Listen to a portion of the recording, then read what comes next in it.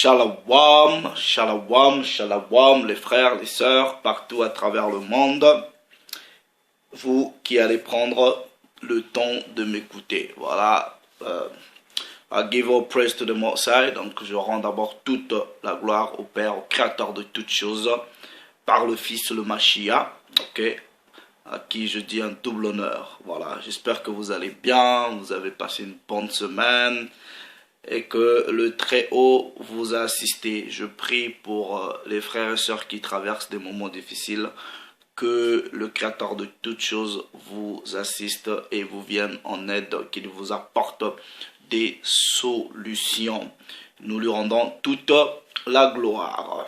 Bon, ceci n'est pas fondamentalement un enseignement biblique. Je vais ici partager un témoignage. On va dire, dans ce témoignage, je me retrouve aussi dedans, puisque j'ai traversé aussi les étapes que cette sœur est en train de traverser. Et j'espère que tous ceux qui sont arrivés à la connaissance de la vérité, de qui ils sont par rapport à la vérité biblique, sont aussi passés par ces différentes étapes. C'est pour cela que je donne le titre de ce partage: qui augmente sa science, c'est-à-dire sa connaissance, augmente sa douleur. Ma collègue jamaïcaine face à la vérité. Jean 3,11, nous disons ce que nous savons et nous rendons témoignage de ce que nous avons vu. Donc, j'avais commencé un nouveau travail, ça fait quelques mois, on va dire 2 mois à peu près. Et bon, à 2-3 semaines de mon nouveau poste, vous voyez, on est dans un environnement professionnel, déjà dans le domaine dans lequel je travaille. Il est déjà pas forcément approprié, hein, on va dire selon ce qui est politiquement correct. Il n'est pas forcément approprié de parler des histoires de Dieu. Mais en fait, ce qui va se passer, c'est quelque chose que j'ai souvent rencontré dans la vie, souvent dans la rue, même dans les transports. J'ai toujours eu des gens qui m'approchent comme ça, en commençant à me questionner sur les histoires de Dieu, de la Bible. Et voilà, il y en a qui vont m'arrêter en chemin. Ah, vous êtes pasteur, tout ça là. Vous partez dans quelle église? Et donc, voilà, ça m'arrive souvent. Et au départ, je me posais un peu beaucoup de questions, mais au bout d'un moment, je me suis habitué. Donc, des fois, dans les transports, les gens, ils me voient comme ça, direct, commencent à me poser des questions sur Dieu, tout ça là. Bref, dans ce nouveau travail, voilà, il y a une collègue à moi, jamaïcaine. Elle vient toquer à mon bureau, elle rentre. Dès qu'elle est rentrée, bon, par l'esprit du Père, j'avais déjà plus ou moins senti ce qu'elle allait me dire. Et je savais dans mon esprit que ça devrait forcément être sur les histoires de Dieu. Et ben voilà, elle s'est pas gênée. Elle a commencé directement à me poser des questions sur la Bible. Et dès qu'elle a commencé à me poser des questions sur la Bible, j'ai commencé à rigoler. Après, elle me dit, ouais, mais qu'est-ce qui te fait rire? Je dis, bon, c'est pas que je me moque de toi, parce que je comprends ce qui se passe.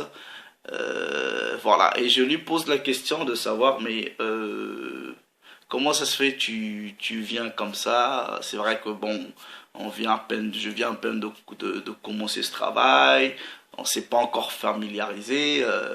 Comment ça se fait, tu viens comme ça, tu commences à me poser des questions sur la Bible. Et c'est là que elle va me dire que ça faisait un moment.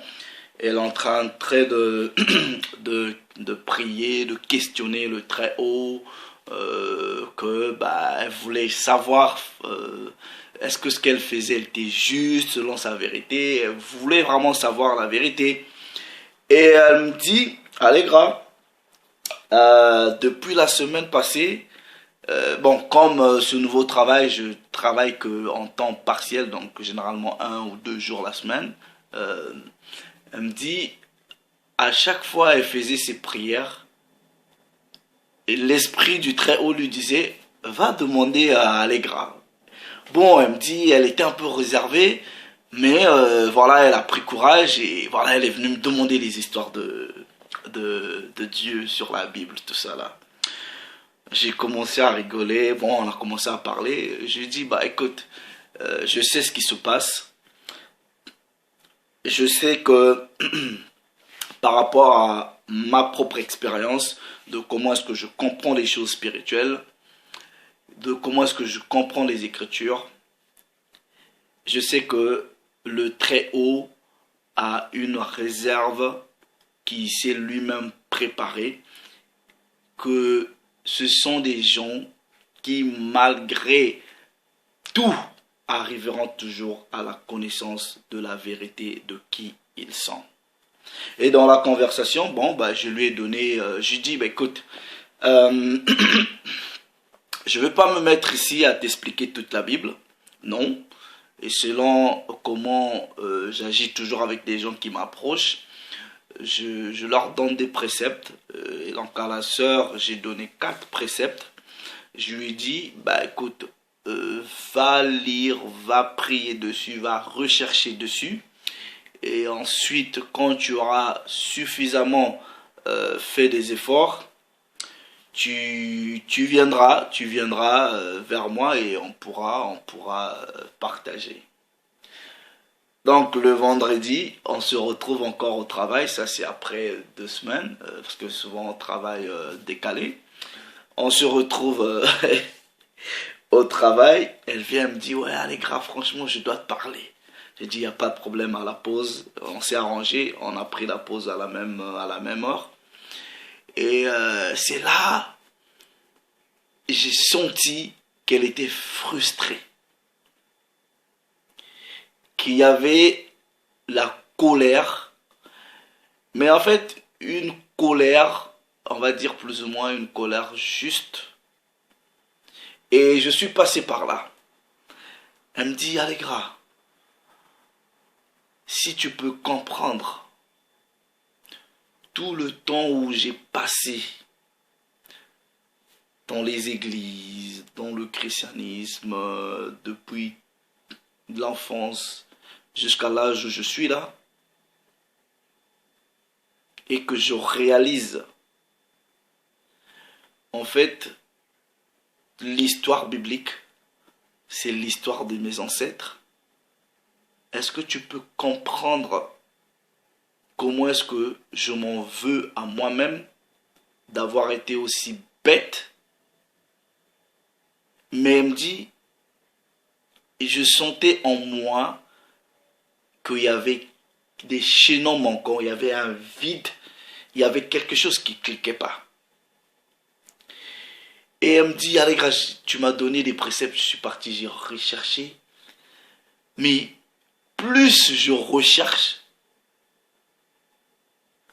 plus je comprends les choses, plus ça m'énerve et plus je suis en colère. Et après, au bout d'un moment, elle me dit, Allegra, non, this is too much. Donc, pour dire, ça c'est trop, ça me dépasse. Elle me dit, c'est d'où je vais commencer. Il y a trop d'informations. Elle me dit, Allegra, comme elle est jamaïcaine, parce que je lui ai parlé de l'histoire, tout ça là, elle me dit, Allegra, j'ai appelé même mes grands-parents au pays qui m'ont confirmé des choses. Depuis là, j'ai recherché, j'ai commencé à lire, j'ai même fait des commandes des livres. Mais plus je découvre des choses, plus ça m'énerve. et plus je pleure. Et ça, je pense que plusieurs personnes qui sont arrivées à la connaissance de cette vérité, de savoir qui ils sont par rapport à l'histoire biblique, par rapport à la vérité biblique. Je ne sais pas si vous partagez le même témoignage que moi, je suis passé par là, que la sœur. Vous vous retrouvez avec beaucoup de frustration.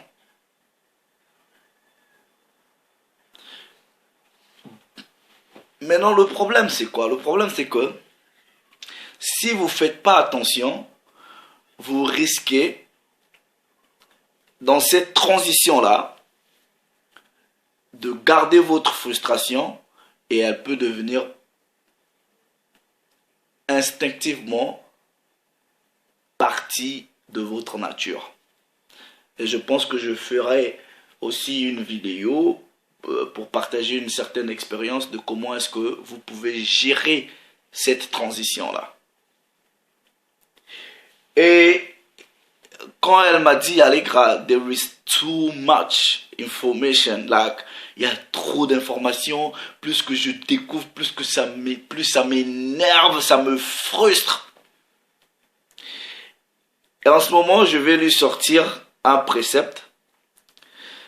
Le précepte, c'est dans Ecclésiaste, au chapitre 1er, du verset 18. Version King James française, il est écrit: car avec beaucoup de sagesse, on a beaucoup de chagrin. Et celui qui augmente sa science, augmente sa douleur.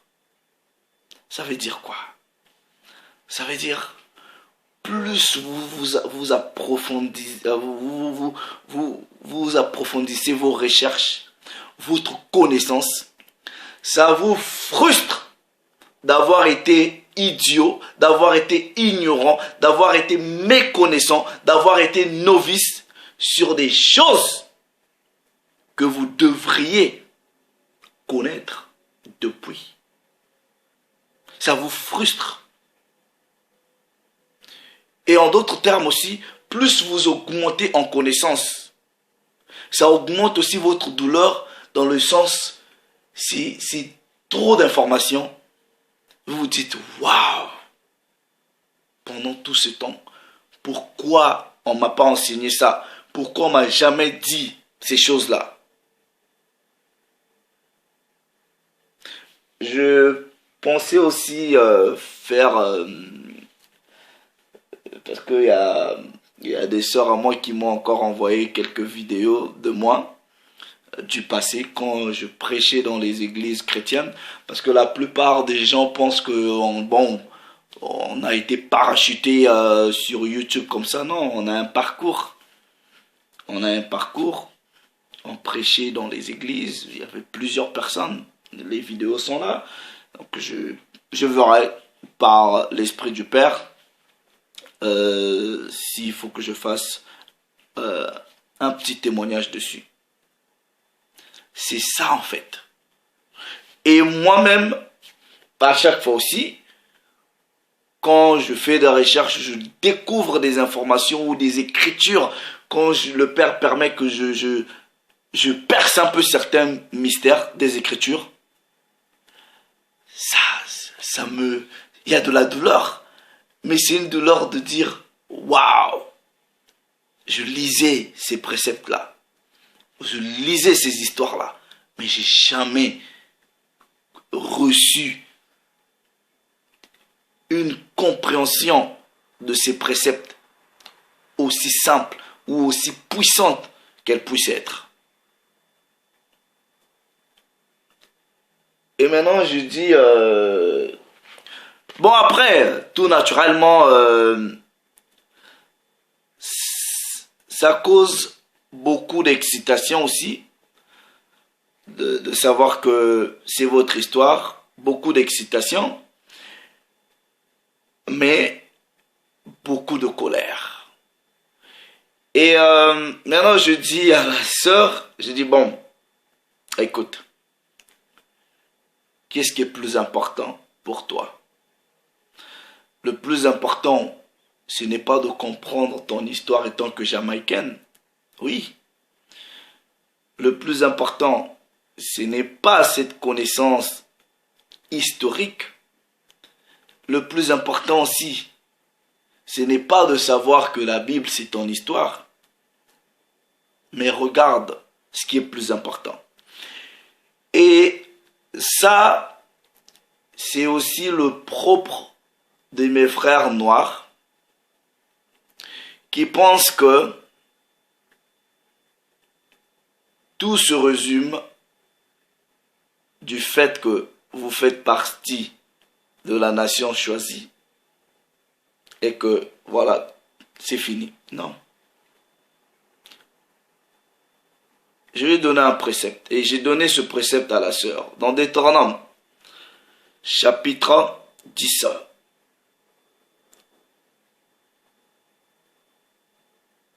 Du verset 12, version King James française. Il est écrit, maintenant Yasharala, que demande de toi l'Éternel ton Dieu, si ce n'est que tu craignes le Très-Haut, ton pouvoir, afin que tu marches dans ses voies, d'aimer et de servir le Très-Haut, ton pouvoir, et de tout ton cœur et de toute ton âme. Verset 13. Si ce n'est que tu observes les commandements du Très-Haut et ses lois que je te prescris, afin que tu sois heureux. Elle me dit, oui, Allegra. Mais j'ai compris qu'il fallait que j'observe les commandements, il fallait que je la loi. Alors que dans nos églises, on me dit, il n'y a pas les histoires de loi. Et, en rigolant comme ça, elle me dit, Allegra, I love my pork. Elle me dit, j'aime le porc, les enfants aussi aiment le porc, mais ça va être difficile. J'aime les fruits de mer, j'aime les crevettes, ça va être difficile. Et elle était honnête, elle me dit, I ain't got any choice, j'ai pas d'autre choix, je dois laisser. Et je dis, je te comprends, mais ça va être difficile que tu implémentes la loi à tes enfants qui ont déjà 13 ans, 15 ans, qui ont vécu comme ça sans connaître les préceptes. Si déjà toi-même, la mère, tu commences pas à les appliquer. J'ai dit, tu dois travailler sur toi-même. Ensuite, dès que tu aurais travaillé sur toi-même et tu aurais maîtrisé ces choses, tu pourras en parler à tes enfants. C'est difficile, tous nous sommes passés par là. Si. Maintenant, je dis, bah écoute, moi, ma transition, elle s'est faite plus facilement. Tout simplement parce que j'avais compris que les lois, les préceptes, les commandements que le Très-Haut nous avait donnés étaient en fait un modèle de vie, une façon de vivre. Tout simplement.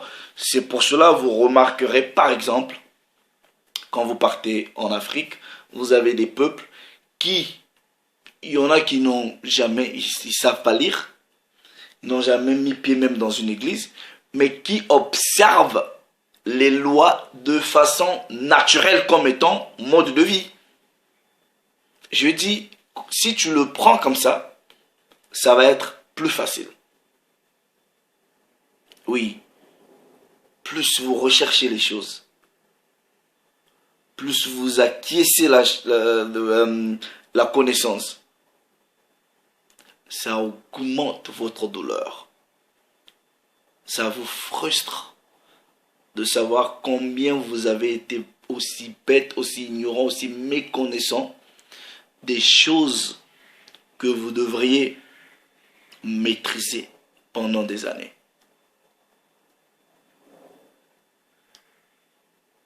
Donc, arriver à cette vérité, c'est très bien. Mais non, ce qui est important, c'est comment vivre dans cette vérité. Comment être capable d'observer les préceptes du Très-Haut. Ses commandements. Garder le sabbat, les lois alimentaires, les lois vestimentaires, toute la diététique.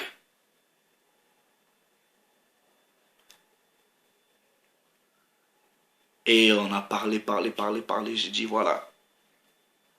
J'ai dit je te dirai pas plus. Le Très-Haut a voulu que tu viennes me parler. Voilà.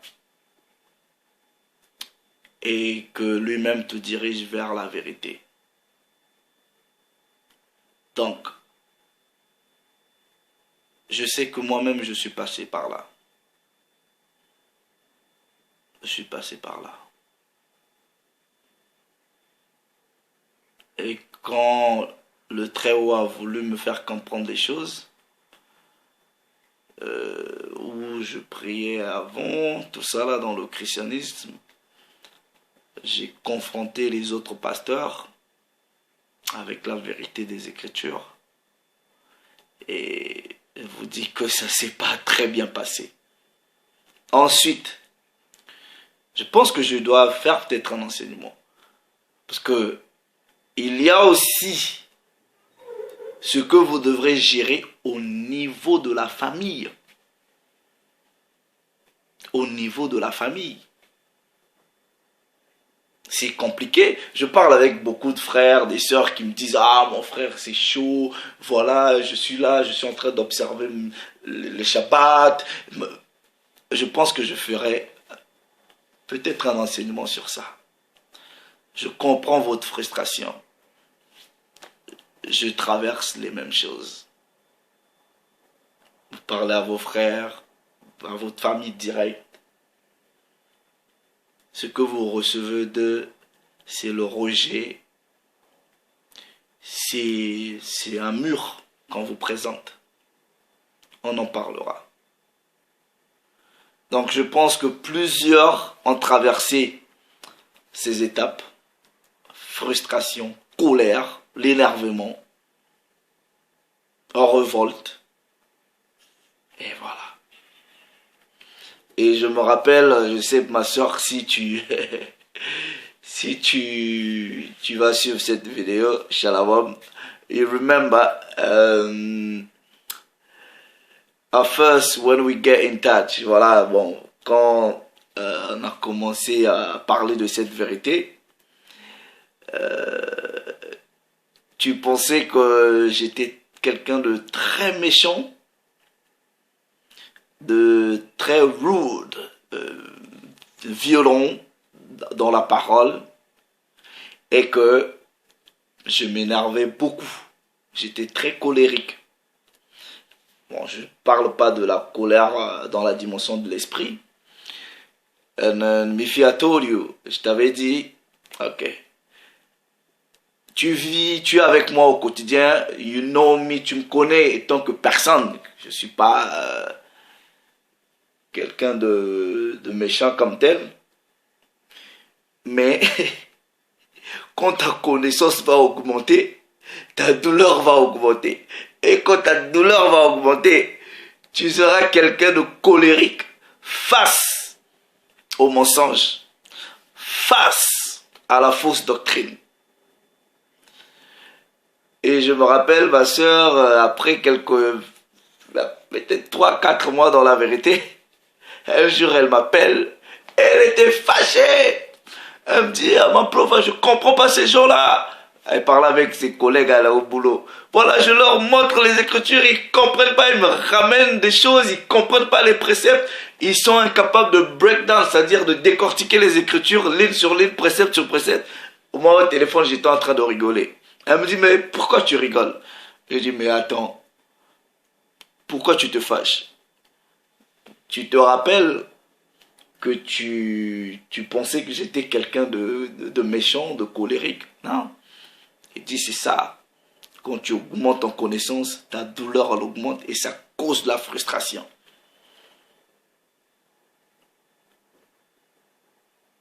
C'est ça.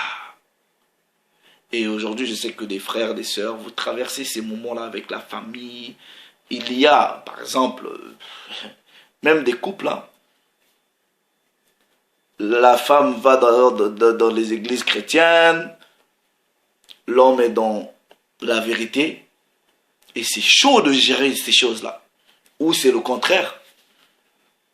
Ou c'est le contraire, j'ai des sœurs, elle est dans cette vérité, mais l'homme, voilà, c'est compliqué. Donc je pense que on pourra analyser les Écritures pour voir un peu comment est-ce que les Écritures peuvent nous situer dans la gestion